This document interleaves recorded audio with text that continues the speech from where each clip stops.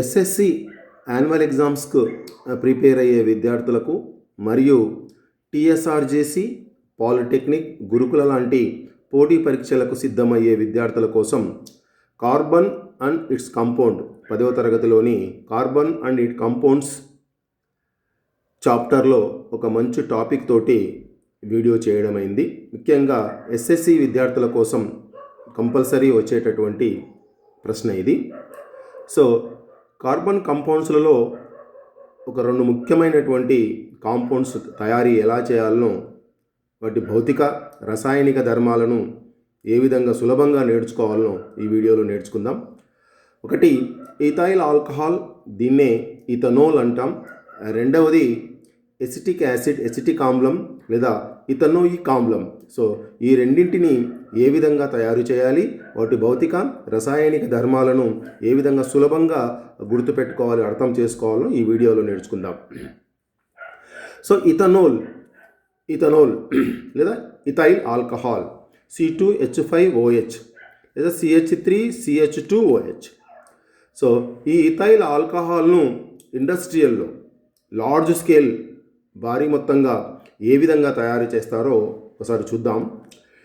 Ethene CH2 double bond CH2 ethene వాయువు మీదికి so phosphorus pentoxide మరియు టంగ్స్టన్ ఆక్సైడ్ల ఉత్ప్రేరక సమక్షంలో 100 to 300 degree atmosphere, 300 degree centigrade వద్ద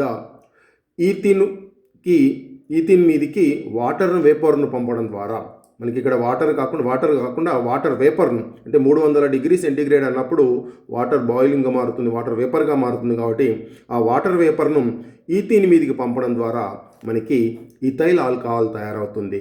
ఇక్కడ ఉత్ప్రేరకాలు వచ్చేసి phosphorus pentoxide, tungsten oxide. So ethyl alcohol C2H5OH తయారవుతూ ఉంది. ఇది ఇండస్ట్రియల్ మెథడ్ లేకపోతే లార్జ్ స్కేల్ ప్రిపరేషన్, భారీ మొత్తంగా ఈథిన్ వాయువును ఇథైల్ ఆల్కహాల్ను తయారు చేస్తారు. అట్లే రెండవది ఫర్మెంటేషన్ ప్రాసెస్, అంటే కిణ్వన ప్రక్రియ ద్వారా కూడా మనము ఇథైల్ ఆల్కహాల్ను తయారు చేస్తారు. పిండి పదార్థాలు అంటే తృణధాన్యాలను ఉడకబెట్టినటువంటి తృణధాన్యాల ద్వారా మనకి గ్లూకోజ్ తయారవుతూ ఉంది. మరి ఈ గ్లూకోజ్ మీదికి, గ్లూకోజ్ అంటే C6H12O6, ఈ గ్లూకోజ్ పైకి ఈస్ట్ అనే ఎంజైమ్ను కలపడం ద్వారా మనకి ఇథనోల్ తయారవుతూ ఉంది.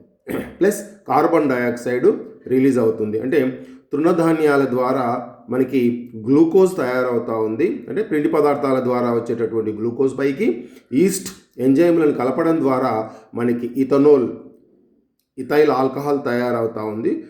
సో ఇది డైరెక్ట్గా త్రాగడానికి పనికిరానటువంటి ఆల్కహాల్. దీన్ని మళ్ళీ డిస్టిలేషన్ ప్రాసెస్ ద్వారా, స్వేదన ప్రక్రియ ద్వారా అందులో ఉండేటటువంటి విషపూరితమైనటువంటి మలినాలను తొలగించడం ద్వారా దీన్ని మళ్ళీ తాగడానికి పనికొచ్చే ఆల్కహాల్గా మారుస్తారు.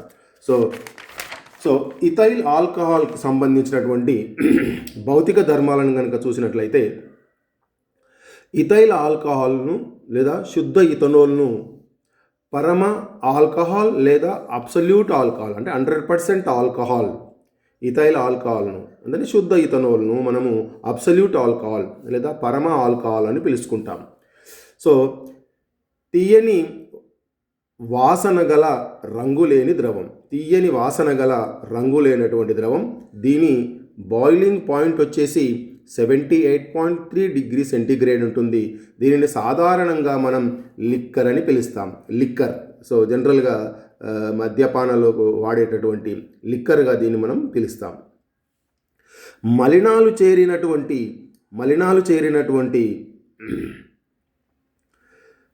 చేరినటువంటి ఇథనోల్ను మనము డినేచర్డ్ ఆల్కహాల్ లేకపోతే కల్తీ ఆల్కహాల్ అని పిలుస్తాం. సో కల్తీ ఆల్కహాల్లో మిథనాల్ అనే విషపూరితమైనటువంటి పదార్థం ఉంటుంది. ఇది 200 మిల్లీలీటర్లకు మోతాదుకు మించినట్లయితే ఇది ప్రాణాంతకంగా మారుతుంది. సో మనం అప్పుడప్పుడు వింటుంటాం కల్తీ మద్యం, కల్తీ సారా త్రాగి ప్రాణాలను కోల్పోయినటువంటి సంఘటనలు, అంటే ఇలాంటి ఆల్కహాల్ను తాగడం వల్ల, ఈ కల్తీ ఆల్కహాల్, డీనేచర్డ్ ఆల్కహాల్ తాగడం ద్వారా ప్రాణాంతకం చనిపోయేటటువంటి ప్రమాదం ఉంటుంది. సో మనకు తెలుసు నీరు విశ్వద్రావణి. సో నీటి తర్వాత అన్ని పదార్థాలను కరిగించుకునేటటువంటి పదార్థంగా మనం ఇథైల్ ఆల్కహాల్ను చెప్పొచ్చు. సో ఇది జనరల్గా మద్యపానాలు అన్నింటిలో కూడా సో ఇథైల్ ఆల్కహాల్ ఉంటుంది. సో రసాయన ధర్మాలు కనుక చూసినట్లయితే ఇథనాల్ను లోహ సమక్షంలో ఇథైల్ ఆల్కహాల్ను మనం చర్య జరిపిస్తే మనకు సోడియం ఇథాక్సైడ్ ప్లస్ హైడ్రోజన్ వాయువుని విడుదల చేస్తుంది. ఇథనాల్ లోహాల సమక్షంలో చర్య జరిపి మనకి హైడ్రోజన్ వాయువును విడుదల చేయడం జరుగుతుంది. అదేవిధంగా మనకి ఇంతకుముందు ఈథీన్ ద్వారా మనం ఇథైల్ ఆల్కహాల్ తయారు చేసుకున్నాం. ఇక్కడ ఇథైల్ ఆల్కహాల్ ద్వారా తిరిగి మళ్ళీ ఈథీన్, అంటే రివర్స్ ప్రాసెస్ ఏ విధంగా ఉంటుందో ఒకసారి చూద్దాం. సో ఇథైల్ ఆల్కహాల్కు గాఢ సల్ఫ్యూరిక్ యాసిడ్. సో ఇక్కడ సల్ఫ్యూరిక్ యాసిడ్ని మనము డిహైడ్రేషన్ ఏజెంట్గా వాడతాం. సో నిర్జలీకరణ చేయడం ద్వారా సో ఇందులో ఉండేటటువంటి వాటర్ మళ్ళీ బయటికి వెళ్ళిపోయి అక్కడేమో వాటర్ వేపర్ను కలిపి మనము ఇథైల్ ఆల్కహాల్ తయారు చేస్తే, ఇక్కడ ఇథైల్ ఆల్కహాల్ను డిహైడ్రేషన్ చేయడం ద్వారా, డిహైడ్రేషన్ అనేది సల్ఫ్యూరిక్ యాసిడ్ని వాడతారు. డిహైడ్రేషన్ చేయడం ద్వారా మళ్ళీ మనకు ఈథిన్ లభిస్తుంది. సో ఇది మనకి రసాయన ధర్మాలు. ఇక అతి ముఖ్యమైనటువంటిది యూజెస్, ఇథనాల్ యొక్క ఉపయోగాలు, ఇథైల్ ఆల్కహాల్ యొక్క ఉపయోగాలు. ఇది ఎగ్జామ్లో కూడా కంపల్సరీ అడిగేటటువంటి క్వశ్చన్. దీన్ని ఔషధ రంగాలలో చాలా ఉపయోగించడం జరుగుతుంది, విరివిగా ఉపయోగిస్తారు. దగ్గుమందు, టానిక్లలో కూడా దీన్ని ఉపయోగిస్తారు. టింక్చర్ అయోడిన్లలో కూడా దీన్ని ఉపయోగిస్తారు. సో హ్యాండ్ శానిటైజర్లలో కూడా ఉపయోగిస్తారు. సో సౌందర్య సాధనాల తయారీలో కూడా ఉపయోగిస్తారు. సో ఇది అన్ని మద్యపానీయాల్లో కూడా దీన్ని వాడడం జరుగుతుంది. సో ఈ విధంగా మనం ఇథనాల్ లేకపోతే ఇథైల్ ఆల్కహాల్ని ఏ విధంగా తయారు చేసుకోవచ్చు, దాని భౌతిక రసాయన ధర్మాలతో పాటు వాటి ఉపయోగాలు చర్చించుకోవడం జరిగింది. అట్లే రెండవ కార్బన్ సమ్మేళనానికి సంబంధించి ఇథనోయిక్ ఆమ్లం, ఓయిక్ ఆమ్లం, ఇది ఎసిటిక్ ఆమ్లం అని కూడా పిలుస్తారు. దీన్ని ఎసిటిక్ యాసిడ్ అని పిలుస్తారు. సో దీనికి CH3COOHగా రాయడం జరుగుతుంది దీని నిర్మాణం సంబంధించి. సో ఇథనోయిక్ ఆమ్లాన్ని సాధారణంగా మనము జనరల్గా దీన్ని ఎసిటిక్ ఆమ్లము, ఎసిటిక్ యాసిడ్ అని పిలుచుకుంటాం. 5 to 8% లేదా 5 to 10% ఎసిటిక్ ఆమ్లాన్ని నీటికి కలిపితే వచ్చేదాన్ని మనము వినిగర్ అని పిలుస్తుంటాం. మరి ఈ ఎసిటిక్ ఆమ్లం లేకపోతే ఇథనోయిక్ ఆమ్లాన్ని ఏ విధంగా ప్రిపేర్ చేస్తారు, ఏ విధంగా తయారు చేస్తారో చూద్దాం. సో ఇక్కడ ఎసిటాల్డిహైడ్, ఇథనాల్ CH3CHOకు ఆక్సిజన్ సమక్షంలో చర్య జరిపించడం ద్వారా మనకి CH3COOH ఎసిటిక్ ఆమ్లము తయారవుతూ ఉంది. ఇక్కడ బ్యాలెన్సింగ్ చూసుకుంటే 2, సో ఇక్కడ వచ్చేసి 2గా రాస్తాం. సో ఎసిటాల్డిహైడ్, దీన్నే ఇథనాల్ అంటాం. సో భౌతిక ధర్మాలు కనుక చూసినట్లయితే ఇది రంగులేనటువంటి ద్రవం. ఎసిటిక్ వినిగర్ లేదా ఎసిటిక్ ఆమ్లం రంగులేని ద్రవం, కొంచెం ఘాటైన వాసన మరియు పుల్లగా కూడా ఉంటుంది. సో రసాయన ధర్మాలు కనుక చూసినట్లయితే లోహాలతో చర్య జరిపి, ఎసిటిక్ యాసిడ్ లోహాలతో చర్య జరిపి సో సోడియం ఎసిటేట్ లవణంతో పాటుగా హైడ్రోజన్ వాయువును విడుదల చేస్తుంది. లోహాలతో చర్య జరిపి హైడ్రోజన్ వాయువుని విడుదల చేస్తుంది. అదేవిధంగా ఎసిటిక్ యాసిడ్ చారాలతో చర్య జరిపి లవణము ప్లస్ నీటిని ఏర్పరుస్తుంది, వాటర్ని ఏర్పరుస్తుంది. సో ఇది కూడా ఇక్కడ సోడియం ఎసిటేట్ ప్లస్ వాటర్ని ఇస్తుంది. అదేవిధంగా కార్బోనేట్లతో చర్య జరిపి, ఇక్కడ క్షారాలతో సోడియం హైడ్రాక్సైడ్తో చర్య జరిపి సో వాటర్ని ఇస్తుంది. ఇక్కడ కార్బోనేట్తో చర్య జరిపి, సోడియం కార్బోనేట్తో చర్య జరిపి సో ఇక్కడ కూడా లవణము ప్లస్ కార్బన్ డైఆక్సైడ్ ప్లస్ వాటర్ని ఇస్తుంది. కార్బన్ డైఆక్సైడ్ ప్లస్ వాటర్ను ఇవ్వడం జరుగుతుంది. ఈ విధంగా లోహాలతో చర్య,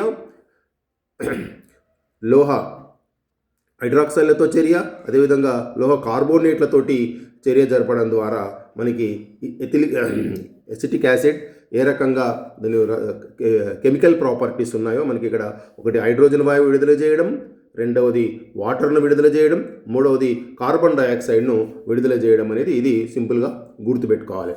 అట్లే దీని యొక్క ఉపయోగాలు కనుక చూసినట్లయితే ముఖ్యంగా పచ్చళ్ళు నిల్వ చేయడం లోపల, ఎక్కువ రోజులు పచ్చళ్ళు ఉండడం లోపల దీన్ని వాడతారు. సో ఎసిటిక్ యాసిడ్ను వాడడం జరుగుతుంది. అదేవిధంగా కుకింగ్ ప్రాసెస్ లోపల కూడా దీన్ని వాడతారు. అదేవిధంగా పాత్రలు శుభ్రం చేయడం లోపల కూడా దీన్ని వాడతారు. అట్లే వైద్య రంగంలో కూడా దీన్ని వాడడం జరుగుతుంది. సో ఈ విధంగా ఎసిటిక్ ఆమ్లము మరియు ఇథైల్ ఆల్కహాల్ ఏ విధంగా తయారు చేస్తారు, మరి వాటి యొక్క భౌతిక రసాయనిక ధర్మాలు ఏ విధంగా ఉన్నాయి, వాటిని సులభంగా ఎట్లా గుర్తుపెట్టుకోవాలనో ఈ వీడియోలో చెప్పడం జరిగింది.